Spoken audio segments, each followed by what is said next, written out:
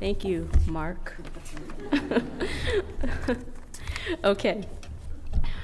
When an employee calls in sick, and depending on the person, how do we know that they are, in fact, too sick to go to work? Well, employers were asked in a survey to name the most unusual excuses given by employees calling in sick.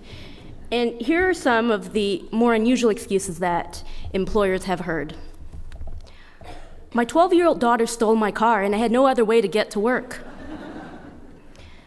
I fell out of bed and broke my nose. A refrigerator fell on me.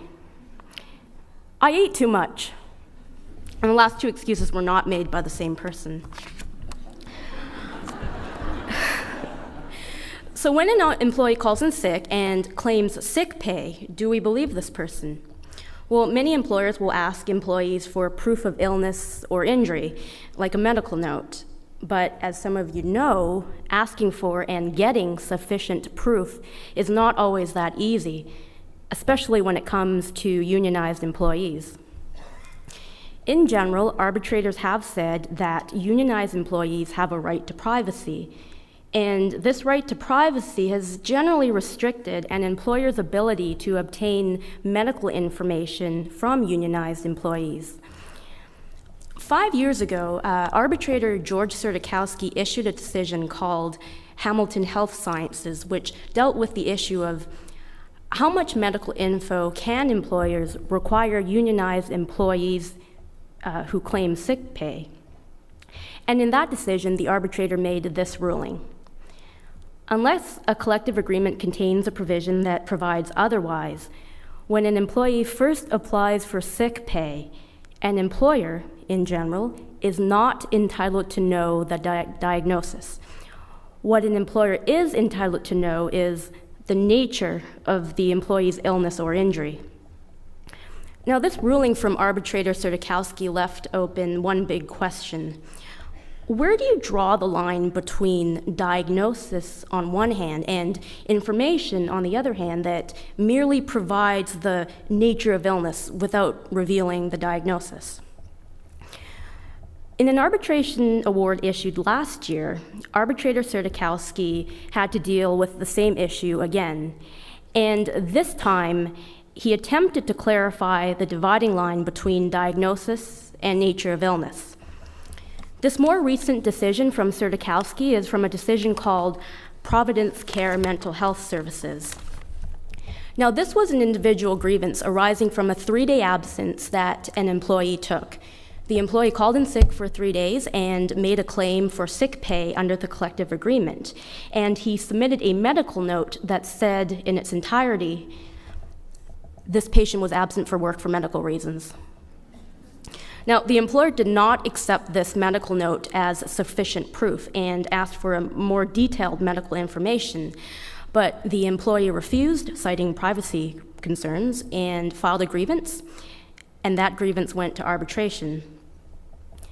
Now, in the arbitration award, Sertikowski ruled in favor of the employer and found that the medical note submitted by the employee was deficient and that the employer was entitled to require this individual to provide more detailed medical information in order to qualify for sick pay.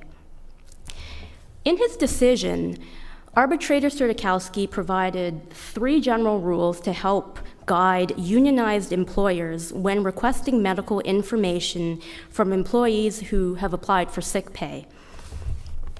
The 3 topics covered by these rules are, number 1, what are you, the employer, allowed to know?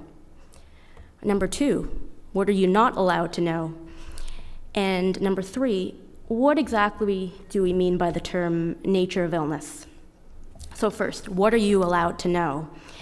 Well, an employer is entitled to know that an employee is unable to work due to illness or injury, is entitled to know the expected return to work date and what type of work the employee can or cannot do.